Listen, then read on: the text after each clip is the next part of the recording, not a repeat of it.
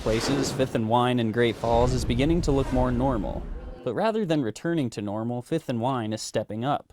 Chicago native Lorenzo Rivera is the new executive chef, and he's got an impressive resume. Rivera comes to Great Falls after a recent stop at the resort at Paws Up near Missoula. But during his time in Chicago, he learned from among the best. Stephanie Izard, Season 4 champion of Bravo's Top Chef. A lot of the way she runs her kitchen is kind of how I run mine.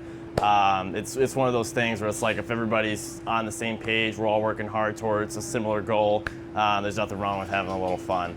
And that's kind of how I run my kitchens too. A lot of her stuff, everything comes from scratch, and so that's kind of something I've adopted into my style of cooking is, like all of our sauces start with the stock, so if you roast your own veal bones, you make really good stock, then that translates over into your sauces, and then your sauces are super nice.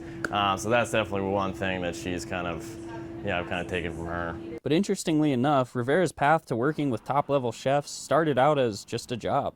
Growing up, I didn't have a lot of money, and so it kind of started with me just taking a line cook position for the money, and then finding out that I actually really enjoyed it.